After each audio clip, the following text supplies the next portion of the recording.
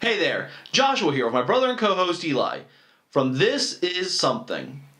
Every once in a while we come across a person or a place or an event that is incredibly compelling. So, let's see what the world has to offer.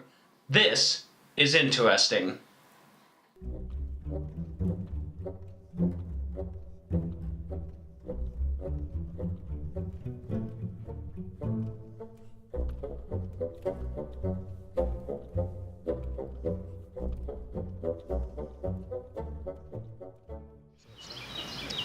Hey guys, hope you're having a beautiful day. And today we're at Rock Mill, where a restoration project is underway, and this is just around Lithopolis.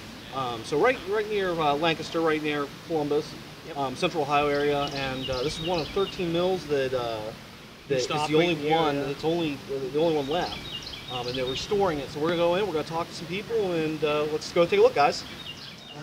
Hey guys, and we are at the Rock Mill, as we said previously, and we're with Steve Baldwin, who's a volunteer here. And Steve, we just want to ask you a few questions. Okay. How old is the original building? The original building was built and came into operation in 1824. Okay. So 193 years old this year. Incredible. And we're going to have, after this little sit down, we're gonna take a walk around. But just sitting in this area, this is really incredible. Mm-hmm. Now you said the floors here on this main floor, the only original floors. Correct. This is all that was left of the mill with no roof on it and no care for approximately 100 years. There's a limited amount on the entry floor, and you can tell by the wide planks it's old growth lumber. You said that it's been over 100 years since it's been operated, but it's been just recently you guys started operating this. You've been able to do that, and that's through a millwright. Right, Ben Hassett, millwright out of Louisville, Kentucky, and he's a master millwright that was trained by one of the old world millwrights, Derek Ogden. That's awesome. That's amazing. That was amazing. So back when this was operating in its heyday in the 1800s, what was milled here? What did they mill? Would have been the grains that the farmers were growing, so corn, wheat, rye, and part of the payment, because money was more or less worthless. You'd barter for what you had. One of the byproducts would be not only the miller getting some grain, but taking some of the cracked corn, wheat, rye, and making a whiskey product that would have sold to the Blue Ball Tavern, which was a stagecoach stop along the way from New Lancaster, which is now Lancaster, to Franklinton, which is now Columbus, Ohio. Wow. And that came up Lithopolis Road. That's incredible. That's actually really incredible. Absolutely incredible. So, how much has been put into this financially wise so far? Do you know? I'm not sure of the exact value because a lot of things that have happened have been contributions from many people, not just in Fairfield County, but surrounding areas have been extremely generous to help reconstruct and fix this up to its current state. It's awesome. Now you still have quite a ways to go still. You have a lot of construction to do, and there's a lot of financials that still need to be met. Correct. For this project to see its finality. But you have had some problems. I believe you said with people jumping off the rocks, and you had some problem with vandalism, and that doesn't help with the restoration and getting this completed. Correct, and it's extremely dangerous from the young people that come out here and post other videos of people jumping because they do not know what's in the pond. After a rain, you have wash that is containing human waste, animal waste, pesticides off the farm fields. There are snapping turtles in there that would be the least of issue if they decided to grab you. And if there are other things, broken glass from the parties that are down there in the mill, could all be extremely dangerous to the people that come out here. Right. Plus, it's a no trespassing area, so just respect the area, right? Yeah, right. And respect the beauty. So, just before we sign out here, you volunteered for this project. You know, why should people care about rebuilding the mill? Why should people want to get involved and helping with the financials, helping with the volunteering. Right. What would be the objective then? I would say that it's so important that this was part of the history of Fairfield County. Absolutely. In the early 1800s, this was the industrial Fairfield County in the early 1800s because there was 13 mills along the headwaters of the Hocking River. Is that what's out here, the Hocking? That is the Hocking River, and we're at the headwaters just below Lithopolis. And it's nice to see what was here. The other 12 mills are now gone. We can see remnants that are in stone. As we saw the fulling mill on the gorge floor, which washed the wool for the clothing that was used in this area. So how do people, if you want to donate your time or money to this, how would somebody go about doing that? I would suggest that people contact the Fairfield County Historical Parks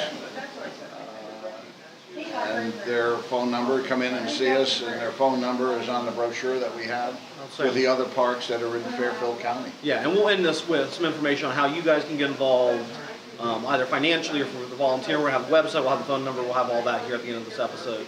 So we're going to follow Steve around and check out some things. So stay with us, guys.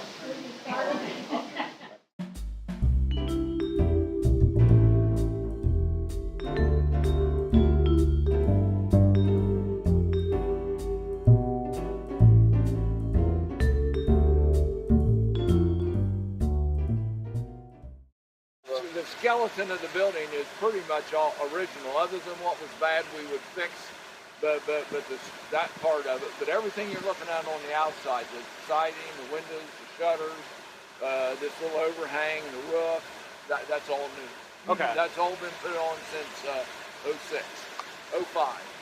I think they put the roof on in 05. The next part will be to put in the power system to take power up to the upper floors so you can run your sifters and different pieces of the equipment and our elevators. So like when we're grinding corn now, it comes out down here in the bottom. Well, we'll have a little bucket elevator that'll take it up to the second floor, and then you can process it and sift it and make the flour out. Yeah, right.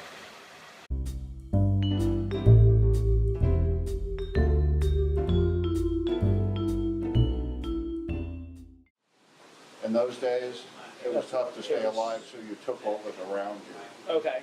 And what was around you in this area was white oak. Okay. And everybody's like, oh, wow, that's great. You know, white oak's a good wood. So is the wood that you're using locally sourced? This is not because we couldn't find any trees big enough for this. Yeah. Okay. And these beams that he got were out of Western Virginia and Western PA. Okay. Okay. And for an example, this beam here, 12 by 12, is 18 foot long, weighs almost 1 ton. Wow.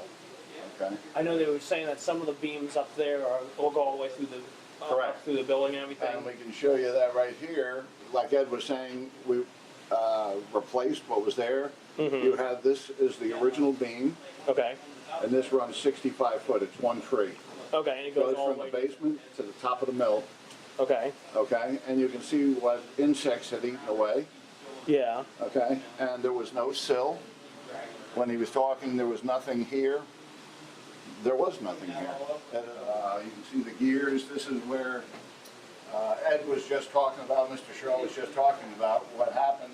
The grain came down here. There would have been a grain elevator going up and then to the sifters on the second and third floor, and that's the reason you have such a large expanse and height in the mill. All gravity goes down, comes back up. Comes back up. Right. It's amazing. So there should be an elevator here, Right over here. right over here. Right. And come back up through the floor and then up to the top of the mill. Okay. To the sifters.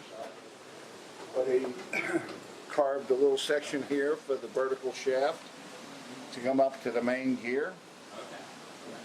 And this main gear then works both of these gears, which are the two gears to the stones up above us. Okay. Okay? So Here's the other side where the grain comes down, and would have been an elevator going up there. You would have had like your corn stone, which is a little coarser because the grain is larger, and then you would have had a fine stone, what you had, and that would have been for rye, wheat, Okay. buckwheat, you know, anything else like that. We can go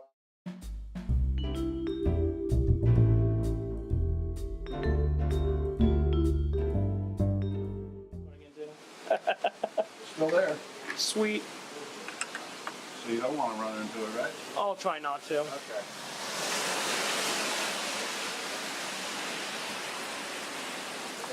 We can show the height of the dam on this side for the mill race, which was up probably about 8 foot and would have held the water back, which is all important up to this level here because you can see the cut that they had done back in 1822, 1824 when they were building the mill. So this would have been dammed up this high on this side and on the other side also. So hold the water. Correct. So basically this wheel at 26 foot captures 1 ton of water from the top before it comes to the bottom in the 30 buckets. Wow. Okay? And the advantage of this is with the axle and the wheel itself, it's almost a 14-ton flywheel. So it's smart because of the momentum gets going. It's hard to It slow down. perpetually Yeah. moves. And 1897 they went with a turbine, but you need lots of water regularly coming into the box to maintain a turbine. That only lasted till 1899, and then they went with a steam engine that sat right outside for the last 6 years. It closed about 1905, 1907 in that time period there. Okay? So that was the last years of operation, 1905, 1907? About that time period, correct.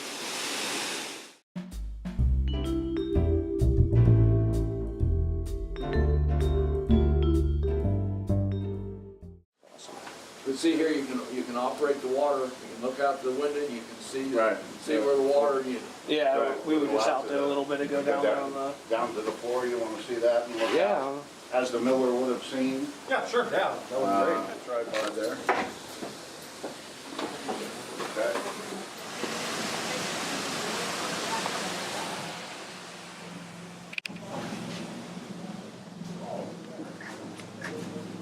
So which one of these is for... This one's the wheat and that's the corn? Correct.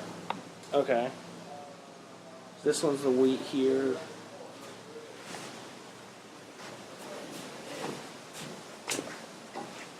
That's for the corn. That's pretty awesome. So the only difference between the two is the grading on the stone then? Right. A finer stone would have been used for The wheat. the smaller. Grains. Correct. Okay. That's awesome. Right. So are these all hand built and everything? Yeah. Like, wow. Is that all done by the Millwright? the millwright? Okay. Yeah, Ben Hassett. So guys, we hope you enjoyed our video today about the beautiful, beautiful rock mill. Mr. Baldwin was really great, very full of information, and that was just totally awesome that they let us come out here. So I think we're about out of time. So until next time, I'm Eli. I'm Joshua. And this is Interesting.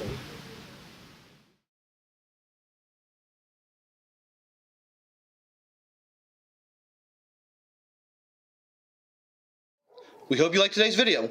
Don't forget to like and subscribe, and leave a comment because we enjoy chatting with you. Also, check us out on Instagram and Facebook at This Is Something. All the links are below. Thanks and have a beautiful day.